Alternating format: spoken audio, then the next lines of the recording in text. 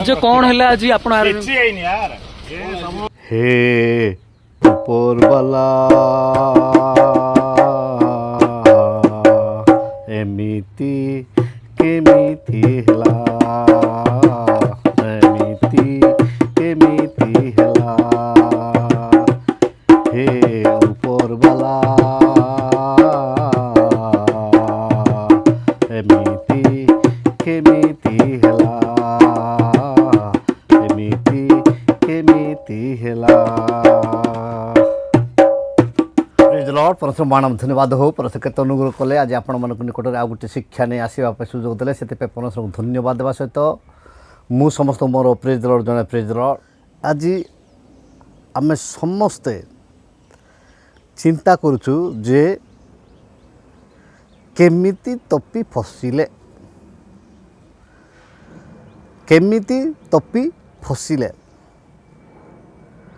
माने ताकर किछि तार अभाव नहीं फाइनेंशियली अभाव नहीं आउ तार राजनीति रे दुई दल रे अछंती गत दल रे थिले बीजेडी रे थिले एवं बीजेपी रे वर्तमान अछंती आउ तांकर हाथ साइज एवं तांकर सबु जिस अच्छी ले केमिति फसिले आमे तांकुट आमे शुणीदेवा जे तार कौन कौन अच्छी से निजे कहबा मैं शुणा 18 इंच तार दम थी फाइनेंशियली पॉलिटिकली सबु आड़ू हाथर साइज सबु आड़ू जदि थी तमें ताले भाव जो तपी मिश्र सहित झगड़ा करवा बंची भी जीवी तार दम थी फाइनेंशियली पॉलिटिकली सबु आड़ू हाथर साइज सबु आड़ू जदि थी तमें जो तपी मिश्र सहित झगड़ा करवा बंची भी जीवी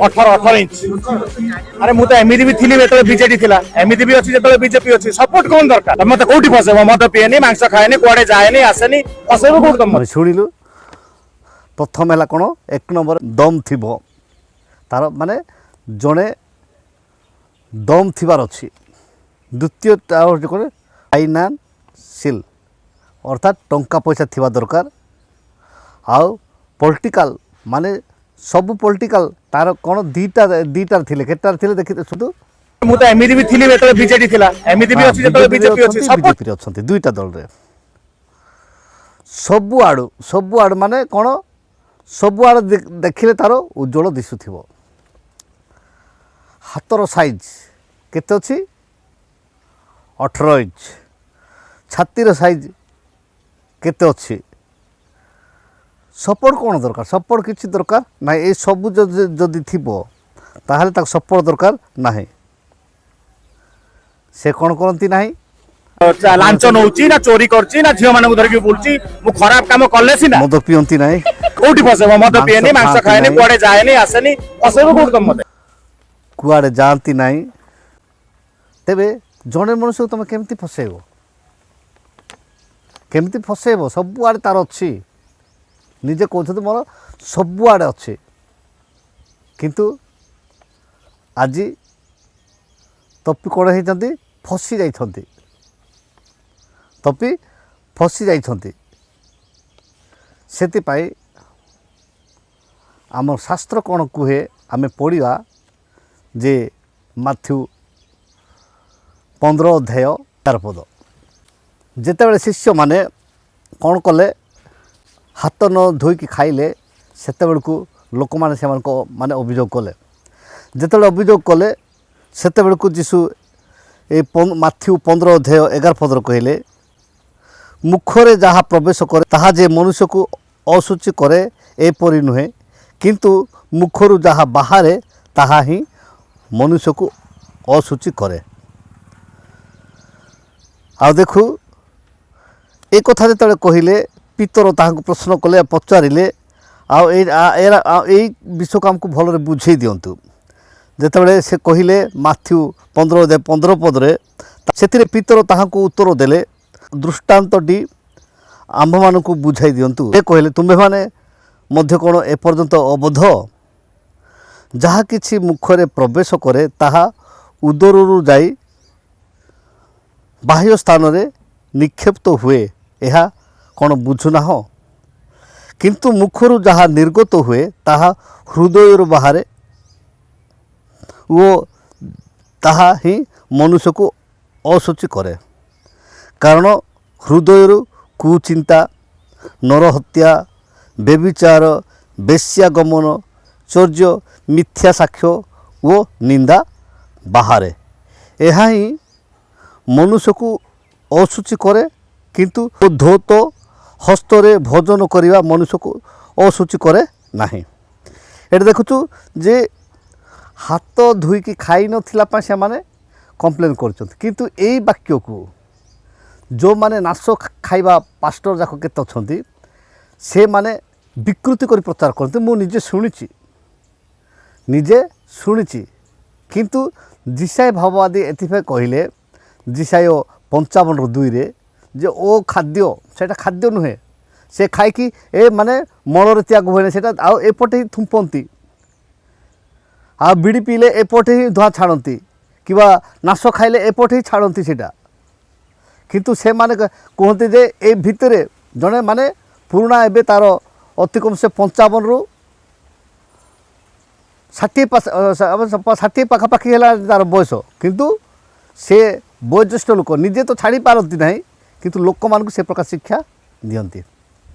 କିନ୍ତୁ ଯାହା ବି ହେଉ ଆମର ଏଇ ଟପିକ୍ ନୁହେଁ, କିନ୍ତୁ ଆମେ ଅନୁସନ୍ଧାନ କରୁଥିଲୁ ବା କରିକି ଆସୁଛୁ ସମସ୍ତେ ଯେ ଏମିତି କେମିତି ହେଲା। ମାନେ ଯିଏ ତାହାଙ୍କୁ ଯେଉଁ ଭିତରକୁ ପଠେଇଲା ସେ କେଉଁ ଧର୍ମର ଥିଲା, ଆଉ କେମିତି ସେ ଭିତରକୁ ପଶିଲା, ସମସ୍ତଙ୍କ ଚିନ୍ତାଧାରା ଏଇଟା।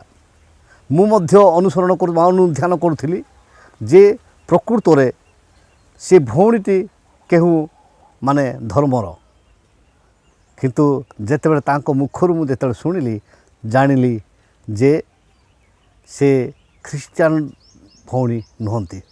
କିନ୍ତୁ ଆଜ୍ଞା 11ଟା ବହିରୁ ପୌରାଣିକ ବହି, ସମସ୍ତ ଓଡ଼ିଆ ବହି ମୋର ପୌରାଣିକ ବହି।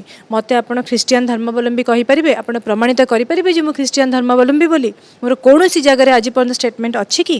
ମୁଁ ତ ଆପଣଙ୍କ ଭଳି ମିଡ଼ିଆରେ ବାହାରି କଥା କହେନି, କିନ୍ତୁ କେଉଁ ଜାଗାରେ ଯଦି ଆପଣ ପାଉଛନ୍ତି ଯେ ମୁଁ କେଉଁଠି ବି ଖ୍ରୀଷ୍ଟିଆନ ଧର୍ମକୁ ପ୍ରୋତ୍ସାହନ ଦେଇଛି କିମ୍ବା ଅନ୍ୟ କୌଣସି ଧର୍ମଠୁ ଟଙ୍କା ଆଣିଛି, ଆପଣ ପ୍ରମାଣିତ କରିପାରିବେ?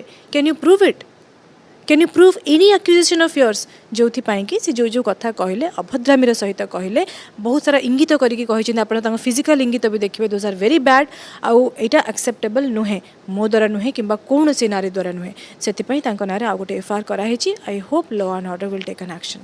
କିନ୍ତୁ ଏ ଦୁଇ ଭାଇ ଆମେ ଶୁଣୁ, ସେ ତା'ର ସାନ ଭାଇ ମଧ୍ୟ ଏବଂ ଏଇ ଲୋକଟି ମଧ୍ୟ ସେ କ'ଣ କହୁଛନ୍ତି ଯେ ଖ୍ରୀଷ୍ଟିଆନ। ଆପଣ ଶୁଣନ୍ତୁ ଯେ ଏ ଲୋକ କ'ଣ କହୁଛନ୍ତି। ଖ୍ରୀଷ୍ଟିଆନ କମ୍ୟୁନିଟିର ଲୋକ ପ୍ରମୋଟ କରୁଛନ୍ତି, ତାକୁ ପଇସା ଦେଉଛନ୍ତି ଆମ ଭାଷା ସାହିତ୍ୟ ସଂସ୍କୃତିକୁ ଅପଯଶ କରିବା ପାଇଁ।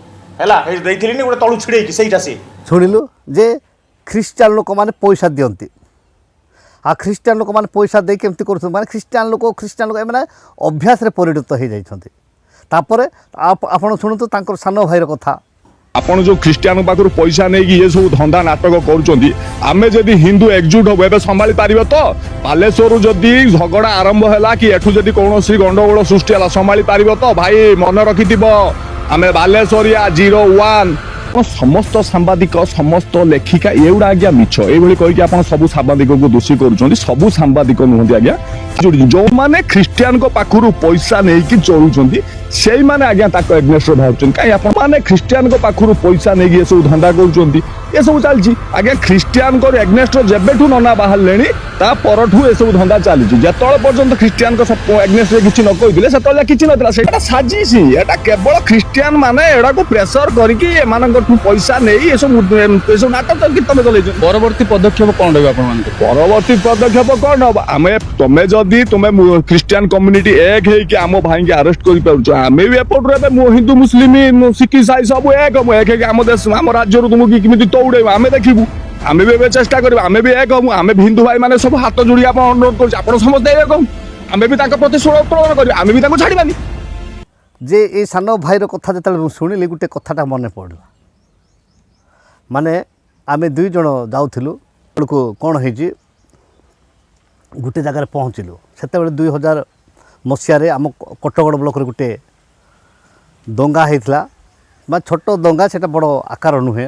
ଆମେ ଯାଉଛୁ ଭଦ୍ର ବ୍ୟକ୍ତି ଜଣଙ୍କ ସହିତ, ସେତେବେଳକୁ ହଠାତ୍ ଆମର ଓରା ପଞ୍ଚାୟତର ଲୋକ ଆମକୁ ଭେଟିଲା ପରେ ପଚାରିଲେ ଯେ ଆଜ୍ଞା ଆପଣ ତ ଜିତିବେ, ଆମେ ଜାଣିଛୁ ଭଲରେ, ଆମେ ଜାଣିଛୁ ଆପଣ ଜିତିବେ, ଜିତିଲା ପରେ ଆଉ ଆପଣ ଏ ପ୍ରକାର ଦଙ୍ଗା କରନ୍ତୁ ନାହିଁ। କିନ୍ତୁ ସେତେବେଳକୁ ସେ ଭାଇ ସେମାନଙ୍କୁ ଉତ୍ତର ଦେଲେ, ଦେଖନ୍ତୁ ଆଜ୍ଞା ଗୋଟିଏ ଖଟରେ ଶୋଉଥିବା ମାଇକିଣା ସ୍ତ୍ରୀ ଗଣ୍ଡଗୋଳ ହେଉଛନ୍ତି, ହେଲା ନାହିଁ ବୋଲି କହିଲେ। ଆପଣ କିଛି ବୁଝିପାରୁଛନ୍ତି? ତାପରେ ମୁଁ ହସିଲି। ସେ ଜାଗାରୁ ଟିକେ ଆଗକୁ ଗଲା ପରେ ସେ ତାର ନିଜର ପ୍ୟାଣ୍ଟକୁ ଦେଖୁଛନ୍ତି ମୁଁ ଚେନ୍ ଟାଣିନି ନା କ'ଣ। ତାପରେ ମୋତେ ପଚାରିଲେ କ'ଣ ହେଲା, କ'ଣ ପାଇଁ ହସିଲ? ତାପରେ ମୁଁ କହିଲି ତାକୁ ଯେ ତୁମେ କ'ଣ କହିଲ, କ'ଣ କହିଲ? ସେତେବେଳେ ସେ କହିଲେ ନାହିଁ ତ ମୁଁ କ'ଣ କିଛି କହିଛି ମୁଁ ଜାଣିନି। ତୁମେ କହିଲ ଯେ ଗୋଟିଏ ଖଟରେ ଶୋଉଥିବା ମାଇକିଣା ସ୍ତ୍ରୀ, ଅର୍ଥାତ୍ ମାଇକିଣା କିଏ, ସ୍ତ୍ରୀ କିଏ? ତାପରେ ସେ କହିଲେ ଯେ ଆଉ ଏ କଥା କାହାକୁ କହିଦିଅନ୍ତୁ ନାହିଁ। ଠିକ୍ ସେ ପ୍ରକାରେ ଏ ସାନ ଭାଇ ସେ ବି କରୁଛନ୍ତି ଖ୍ରୀଷ୍ଟିଆନ ଟଙ୍କା କହିଲେ, ଆଉ ଖ୍ରୀଷ୍ଟିଆନ ଲୋକମାନଙ୍କୁ ଆମେ କ'ଣ କରିବା? ହିନ୍ଦୁ, ଶିଖ, ମୁସଲିମ, ଇସାଇ ଏକ ହେବା, ଆଉ ଖ୍ରୀଷ୍ଟିଆନ ମାନଙ୍କୁ ତୋଡ଼ିଦେବା। ତାମାନେ ଇସାଇ ମାନେ କ'ଣ, ଖ୍ରୀଷ୍ଟିଆନ ମାନେ କ'ଣ, ସେ ଆଜି ପର୍ଯ୍ୟନ୍ତ ଜାଣିନାହାନ୍ତି। ଏଥିପାଇଁ ଏମାନେ ଯାହାକୁ ବି ଦେଖିଲେ ବାୟା କୁକୁର ଯେମିତି କୃତି ହେଲା ସେମିତି। ଏବେ ସେ ରୋଗରେ ପଡ଼ିଲା ପରେ ରୋଗରୁ କେମିତି ଟ୍ରିଟମେଣ୍ଟ କରାଯାଏ, କି ପ୍ରକାର ଭାବରେ ସୁସ୍ଥ ହେବ ତାର ଭାଇର ସେ ଚିନ୍ତା ନାହିଁ। ସେ ଆଉ କେମିତି କରିବା? ଖ୍ରୀଷ୍ଟିଆନ କମ୍ୟୁନିଟି ଏକ ହେଇକି ଆମ ଭାଇକି ଆରେଷ୍ଟ କରିପାରୁଛୁ। ଆମେ ବି ଏପଟରୁ ଏବେ ହିନ୍ଦୁ ମୁସଲିମ ଶିଖ ଇସାଇ ସବୁ ଏକ ହେଇକି ଆମ ଦେଶ ଆମ ରାଜ୍ୟରୁ ତୁମକୁ କେମିତି ତଉଡ଼େଇବ ଆମେ ଦେଖିବୁ। ହିନ୍ଦୁ, ମୁସଲିମ, ଶିଖ, ଇସାଇ ଏକ ହେବା, ଖ୍ରୀଷ୍ଟିଆନ ମାନଙ୍କୁ ଆମେ କ'ଣ କରିବା? ଜବାବ ଦେବା। ଏଇ ଯେଉଁ କୁଚିନ୍ତା କୁକଳ୍ପନା ପାଇଁ ଆଜି ତପି ଭିତରକୁ ପ୍ରବେଶ କରିଛନ୍ତି। ତାଙ୍କର ଭାଷା ଏବଂ ଯେଉଁ ଭାଷା ଯାକ କହିଛନ୍ତି ଆପଣମାନେ ଭଲରେ ଶୁଣିଛନ୍ତି ଗତ ଦିନମାନଙ୍କରେ, ଆଉ ତାହା ମଧ୍ୟ ଆଗାମୀ ଭିଡ଼ିଓ, ଆସନ୍ତାକାଲି ଭିଡ଼ିଓରେ ଆପଣମାନେ ଆଉ ଠିକ୍ ଭାବରେ ଗୋଟେ ଶିକ୍ଷା ପାଇପାରିବେ। ଆଜିର ଶିକ୍ଷା ଉପରେ ପରସ୍ପର ଆମ ସମସ୍ତଙ୍କୁ ଆଶୀର୍ବାଦ କରନ୍ତୁ। ରହିଲି, ନମସ୍କାର, ପ୍ରେଜ୍ ଦ ଲର୍ଡ।